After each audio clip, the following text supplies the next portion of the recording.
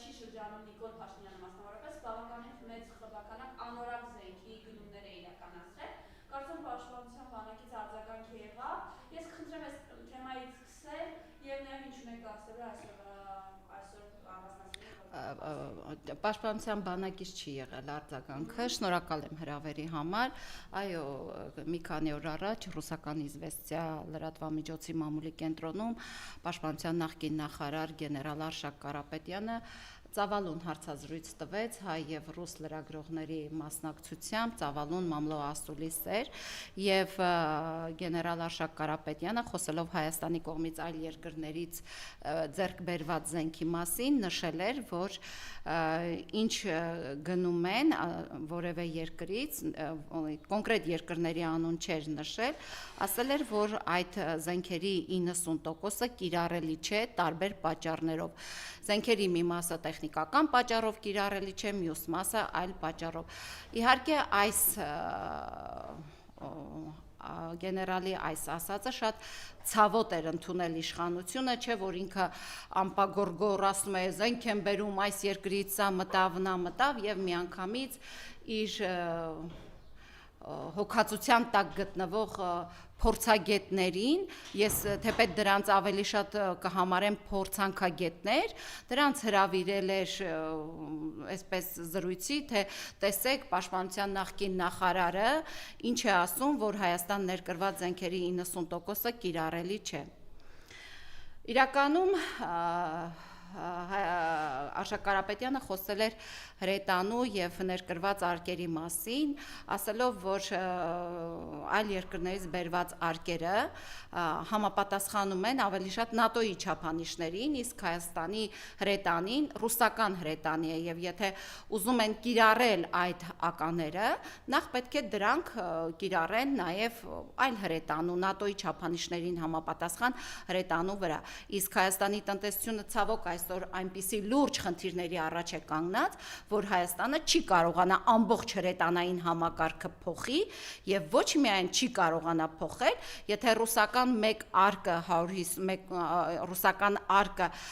կարող է մեկ կրակ արժենալ $300 համարժեք, այլ երկրից բերված մեկ արկը կարող է արժենալ մինչև $1500։ Հիմա ինչումն է այս մարդկանց ոռնոցը, ինչ են ուզում սրանք ասեն, որ չէ, մենք կարող ենք բերել եւ այլն եւ այլն։ Հիմա ես այդ իշխանական փորձանքագետներին անուններն էլ չեմ հիշում, որովհետեւ այսպես փորձեցի որոնողական Google համակարգում տեսնել ովքեր են, առանձնապես ոչինչ չգտա իրենց մասին։ Ուզում եմ այսպես ուղղակի ասել, եթե օրինակ Աստված մի արասցե պատերազմ սկսվեց, իսկ մենք գիտենք, որ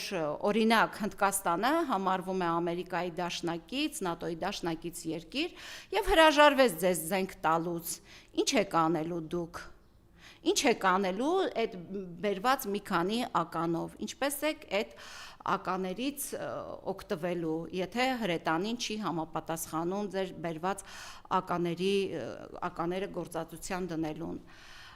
կամ օրինակ, եթե բերում եք այդ զենքը, հաշվել եք Հնդկաստանից, Պարսից ծոցով, այնտեղ նորից բեռնատարներ լցնել, բերել, հասցնել Հայաստան, դա ինչ գին է նստում, ասացի, որ մեկ ականի կրակոցը արժե $1500, ռուսական ականինը արժի օրինակ $300։ Եվ ինչ կարժենա Ռուսաստանից բերված ականը, եթե ուզում են ուղղակի ՆԱՏՕ-ի չափորոշիչներով գնալ, ապա պետք է նախ երկրի տնտեսությունը զարգացնել։ Այնպես չի, որ ռուսական զենքը որակապես զիջում է այլ երկրների զենքին, պարզապես Ռուսաստանում զենքը զինամթերքը ավելի էժան է, պայմանավորված մի շարք հանգամանքներով, որ օրինակ Ռուսաստանում աշխատուժը ավելի էժան է, Ռուսաստանում մետաղի արդյունահանում կա, եւ ի վերջո Ռուսաստանում էլեկտրաէներգիան շատ ավելի էժան է։ Կհիշենք, որ բոլորովին վերջերս երբ հրահրվեց հնդկապակիստանյան այդ ընդհարումը եղավ, Հնդկաստանի պաշտպանության նախարարը եւ վարչապետը հատուկ շնորհակալություն հայտնեցին Ռուսաստանին իրենց S-400 զենիթահրթիռային համակարգի համար, որոնք օգտագործել էր Հնդկաստանը այդ օրերին։ Ասեմ ավելին, եթե այդ փորձանքագետները այդքան շատ լավ են հասկանում, թող իրենց նեղություն տան եւ դնեն ուսումնասիրեն ու տեսնեն, թե օրինակ ռուս-ուկրաինական պատերազմի ընթացքում քանի միլիոն ական է կրակվել։ Քանի միլիոն ական։ Նորից եմ ասում, Աստված մի արասե, եթե պատերազմ եղավ, որտեղից այդ ակաները ձեզ։ Մեկ այլ բան են ասում, թե սրանք ՆԱՏՕ-ի չափանիշներին համապատասխան ականները խոցում են ճշգրիտ օբյեկտներ։ Նորից եմ ասում, ձեզ նեղություն տվեք, մտեք որոշ սայթեր ու տեսեք, թե վերջին մեկ շաբաթվա ընթացքում Ռուսաստանը մոտ 100 քառակուսի կիլոմետր առաջխաղացում է ունեցել դեպի Ուկրաինա, շնորհիվ հրետանու ճիշտ գործողությունների։ Ես նման անհեթեթ հայտարարությունները, որոնք ուզում են իբր փաթաթեն հասարակության վզին կամ մեղադրեն պաշտպանության նախկին նախարարին, ես դրանք համարում եմ ոչ այնքան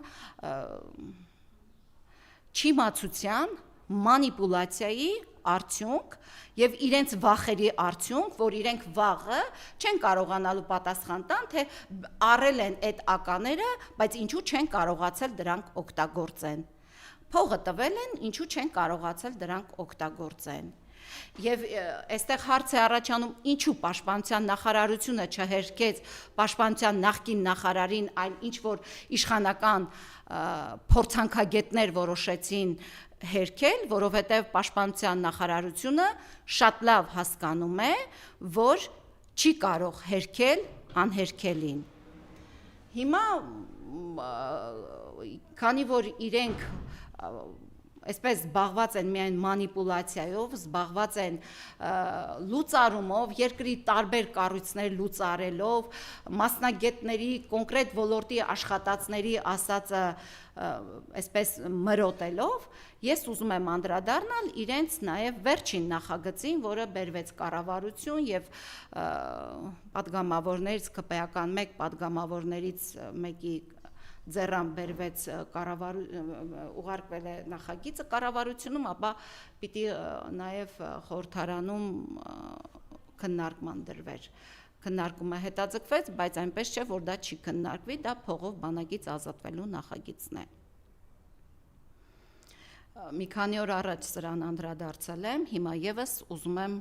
մեկ այլ ասպեկտից անդրադառնամ։ Ինչ է նշանակում փողով ազատվել բանակից, սա նշանակում է լուծարել բանակը։ Մենք վերջին շրջանում շատ ենք լսում, օրինակ բոլորովին վերջերս ականազերծման աշխատանքներից մեկ զինվոր էր Վարդենիսի տարածքում վիրավորվել։ Ինչ է անում այսօր Փաշինյանա-Պապինյանական բանակը, ականազերծման աշխատանքներ, որոնք այդ տարածքները հետո պիտի հանձնեն թշնամուն։ Մյուս կողմից բանակը, ռուսական բանակը պահում է հայ-թուրքական սահմանը։ Եվ սրանք մտածում են, եթե այս կողմից ականազերծում ենք տանք նրան, մյուս կողմից ռուսները պահում են հայ-թուրքական սահմանը, այն մի կողմից էլ Իրանը ասում է, որ իմ համար կարմիր գիծ է այս հատվածը, Իրանը թույլ չի տա որևէ տեղ ինչ որ բան լինի, կմնա այնտեղ վրացական սահմանը, ըստ երևույթին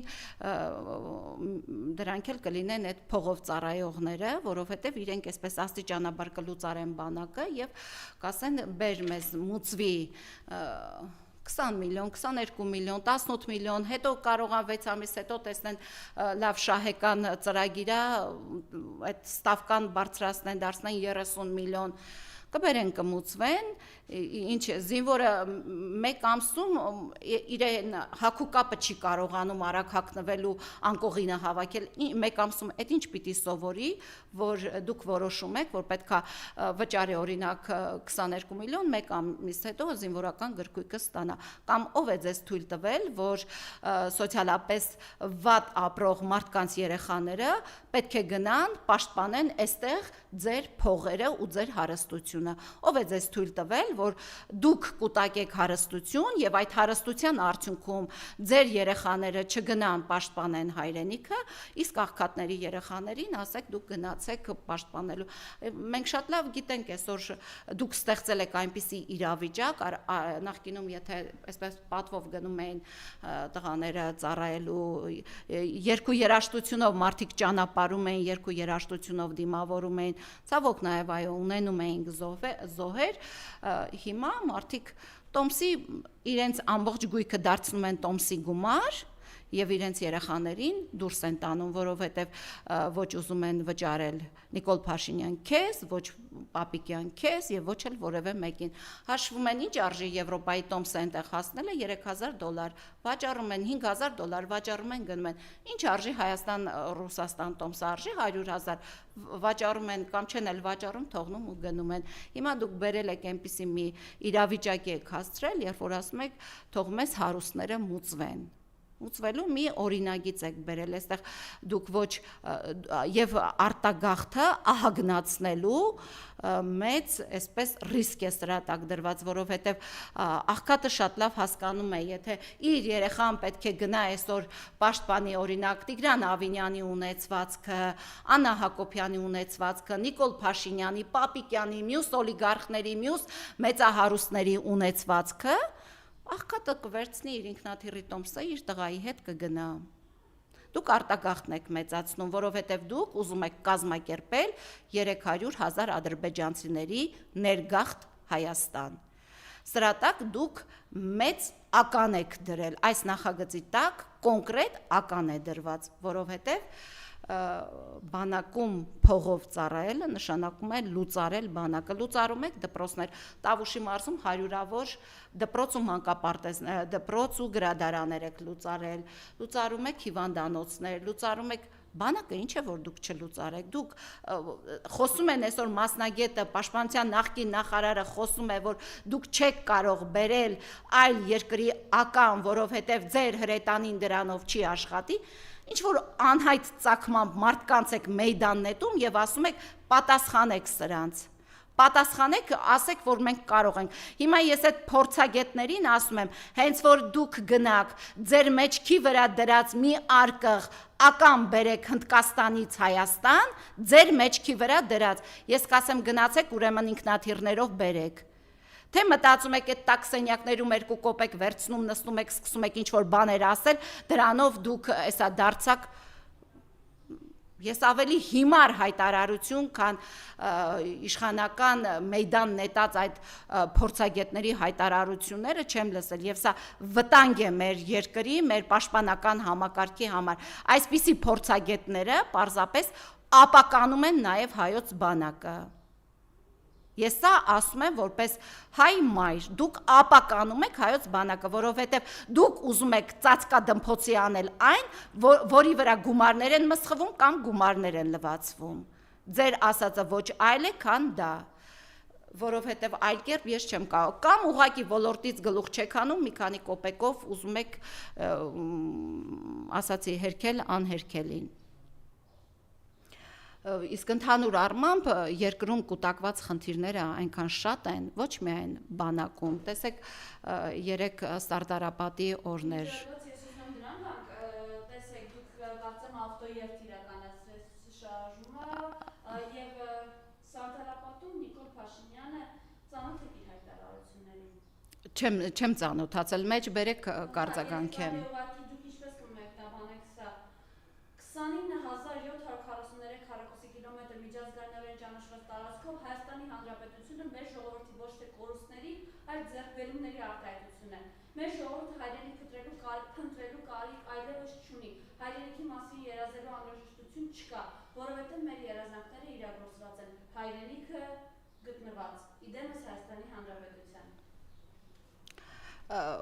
Այս իշխանության համար ես չգիտեմ իրենց համար հայրենիքը քանի քառակուսի կիլոմետրն է,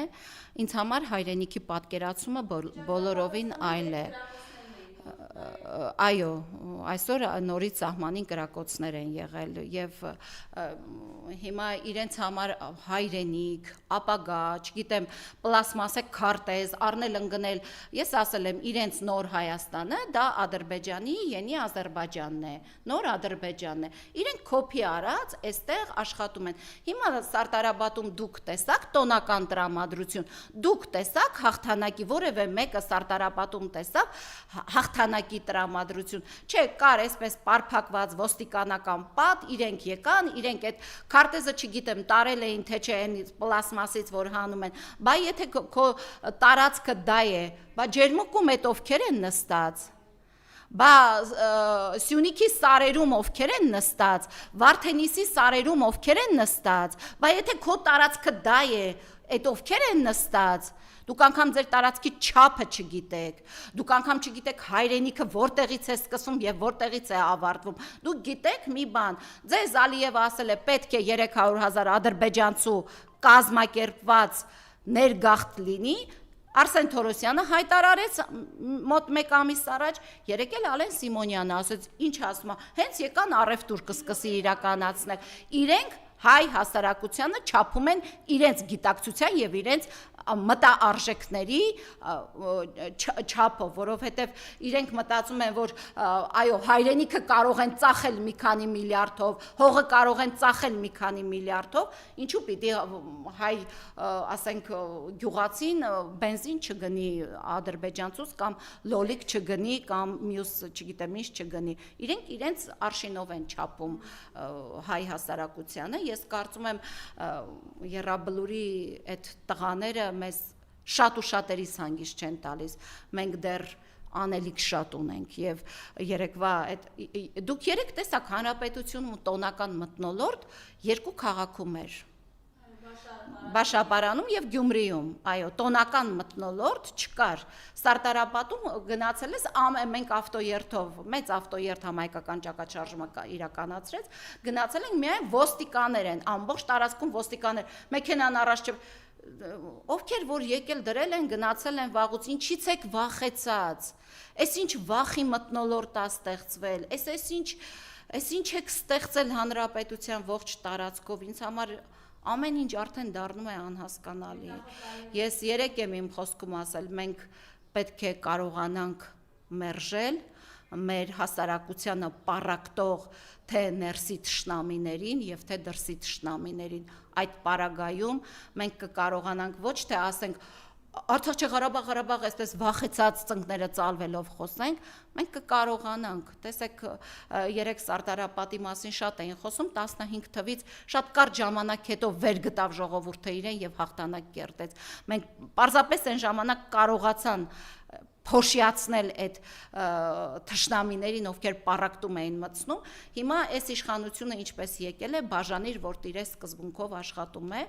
եւ խոսել, որ սրանք հայրենիք, չգիտես, իրենց հայրենիքը Աղդամներ, որտեղ նուռ էին քաղում եւ անուշ նկարներ էին գցում համացանցում, իրենք իրենց հայրենիքը երբ ուզեն կգնան, դա իրենց հայրենիքն է, իրենց հայրենիքը եւ մեր հայրենիքը շատ տարբեր է, ես դա կասեմ։ Եվ չգիտեմ հասել եք Սամթանար, այսօրվա կառավարության նիստի ժամանակ է, Փաշինյանը անդրադարձավ համալիրում այդ գերշքեղ հարսանիքին, գիտեք այդ Վիվարոյի սեփականատիրոջ երկրորդու հարսանիքներ, եւ սրան համեմատության մեջ զուգահեռ է անում, ասում է, եկեղեցիները չուլանացված են աղբանոց վերածված, ոյ, տեսեք, համալիրում հարսանիք է եղել։ Ինչպես նորից ասեք, եկեղեցիները ինչ են։ Չուլանացված են, դե իհարկե, եթե մի երկրում կես միլիոն աղանդներ լինեն, ես իսեր Աստծո, ոչինչ չունեմ, բայց եթե մի երկրում կես միլիոն աղանդ լինի եւ իշխանությունը որևէ քայլ չձեռնարկի այդ շարժումները մի քիչ հետ տանել, որ փողոցով անցնում ենք, իրենք են կանգնած։ Որ փողոցով մենք շատ լավ գիտենք այդ աղանդների ընդլայնումը Հայաստանում ինչ նպատակ է հետապնդում։ բոլորս լավ գիտենք, դրանք նաև իրենց ընտրազանգվածն են։ Իհարկե, ես որոշակիորեն ուզում եմ ասել, այո, մեր եկեղեցին այս տարիների ընթացքում հատկապես իրեն թույլ է դրսևորում, որովհետև հայոց եկեղեցին պետք է կարողանա գլուխ են գովում, ասում ենք, քանի 100 տարվա քրիստոնեական ժողովուրդ ենք, ամեն տեղ, ամեն փողոցում աղանդավորները մոտենում են, այլ հավատքի կրողները մոտենում են մեզ, ձեռնարկներ են պարզում եւ հասարակության հոգևոր ինքնագիտակցությունը այնքան բարձր չի այսօր, կան եկեղեցիներ հանրապետության մարզերում, որտեղ շատ լավ են գործում, ես մտնում եւ ուրախանում եմ, բայց գյուղեր կան հանրապետության մեծ 3-րդ, 4-րդ մեծ գյուղերը տարիներով եկեղեցի չունեն, ինչի, բայց ամեն մեկի գարաժը դարձրած է աղանդավորական կառույց, այդ մասով ես ուզում եմ նաև դիմել, որ հայ առաքելական եկեղեցին անելիք ունի եւ շատ անելիք ունի, ինչ վերաբերում է ճոխ հարսանիքներին, ես որևէ մեկի փողերը նստած չեմ հաշվում, որևէ մեկի ճոխ հարսանիքը ինձ չի վախեցնում կամ մտահոգում, չգիտեմ, աշխատել են անում են, այլ բան է, թե այդ գումարները կուզեն Դուբայում անեն, կուզեն Իտալիայում, կուզեն Սուրբ Ղազար կղզում անեն, այլ բան է, թե այդ գումարները ինչի հաշվին եւ ինչպես է հավաքագրվում։ Ես խոսում եի բանակի խնդիրներից, այսօր ոչ միայն բանակում, այլ նաեւ դպրոցներում խաղամոլությունը վխտում է եւ բանակում ահազանգեր կան, որ ինքնասպանությունների մի մեծ հատված այդ խաղամոլության արդյունքում է նաեւ տեղի ունենում։ Հիմա եթե մենք պիտի թուլացնելով մեր բանակը, թուլացնելով մեր դպրոցը, մեր հասարակություն, մեր ընտանիքները քանդելով փորձենք համալիրում շքեղ հարսանիք կազմակերպել, Քավլիցի, փորձեք այլ աշխարհում տարբեր, Հայաստանում շատ ու շատ փողատերեր կան, որոնք վաստակել են իրենց բիզնեսով եւ այլն, որտեղ կուզեն թող այնտեղ հարսանիք անեն։ Չեմ խոսում համալիրում հարսանիք արվեց, եթե համալիրում ասենք գնում են այնպիսի երգիչներ են մուղամ կլկլացնում, համալիրում կարող է եւ հարսանիք արվել։ Եթե մենք դա որպես հուշարձան համալիրը չենք դիտարկում, դա պետք է պետական քաղաքականություն լինի։ Եթե դա որպես հուշարձան չենք դիտարկում եւ ցանկացած թուրքական կլկլոց թողնում ենք, որ այնտեղից լսվի, հարսանիք էլ կարող է լինել։ Բայց նայած թե դա ինչ փողերով հարսանիք է արվում, որտեղից դա ես կարծում եմ, որ այդ հարսանիք անողների տերերը նաև պետք է մտածեն այսօր իրենց բիզնեսը որքանով է վնասում հայ ընտանիքներին, բանակին, դպրոցականներին եւ ընդհանրապես վիճակագրություն սոցիոլոգներ վարձեն, ասեն մի հատ տեսեք մեր աշխատանքը այսօր ինչ վնասներ է հասցնում մեր հասարակությանն ու մեր պետությանը։ Շնորհակալություն։ Ես եմ շնորհակալ։